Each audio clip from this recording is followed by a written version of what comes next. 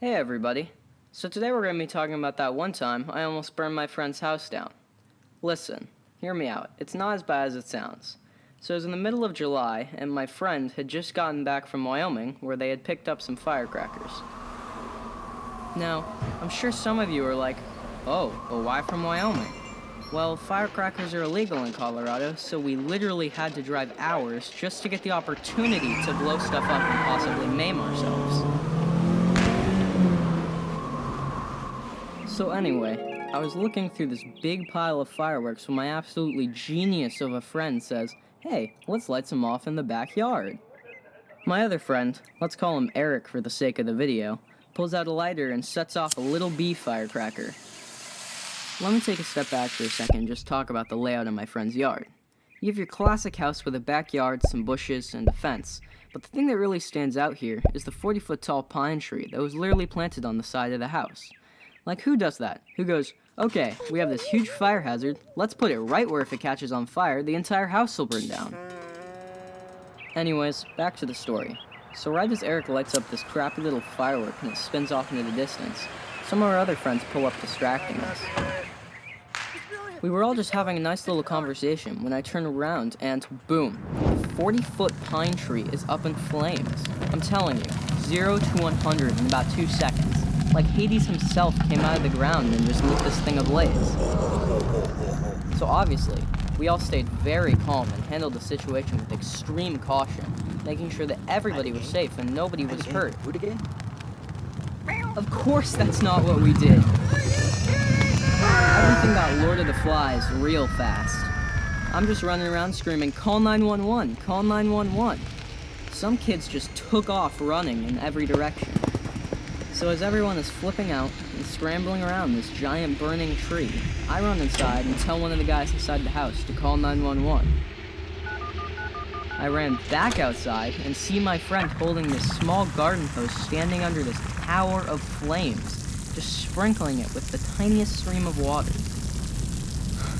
Of course, after seeing that, I went back inside to make sure that everyone was okay, and to help make sure that nobody was seriously injured.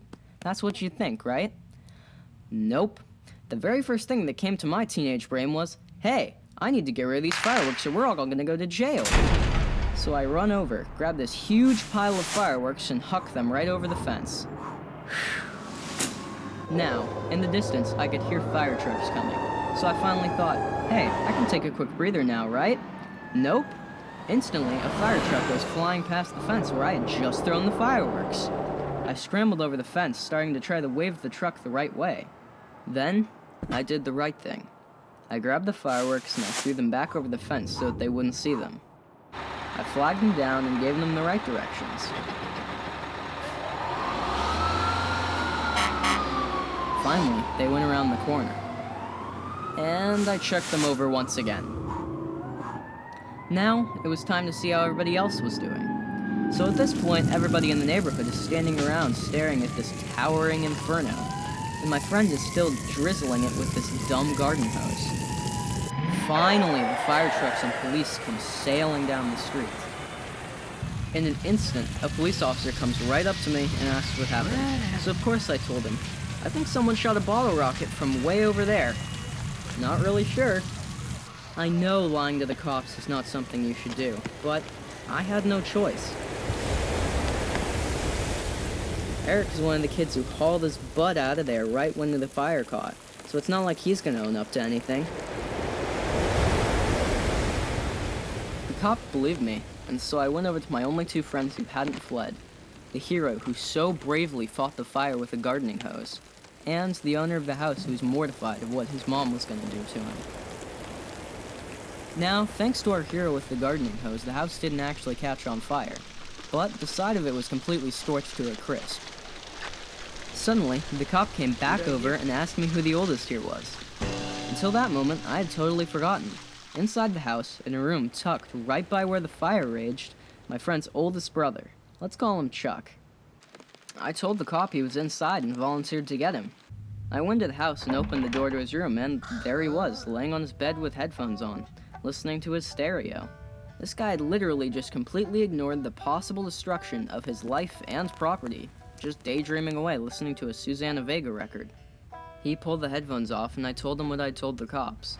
Apparently he handled the rest because the authorities soon departed.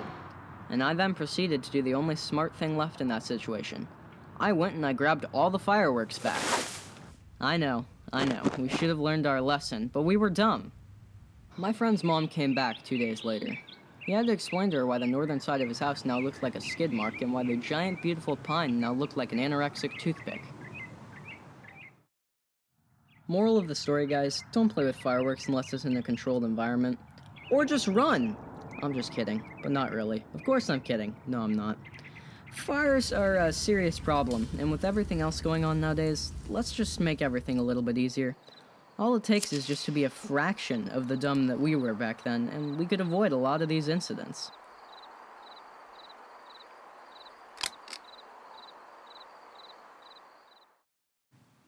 Thank you for watching, everyone. We're a new channel, so this is our first story time we wanted to work on. We want to put out more content in the future, such as even crazier stories than this, and just animation projects. Please let us know what you think in the comments, and maybe leave a like. Until next time. Dun, dun, Stop. dun. No, stop.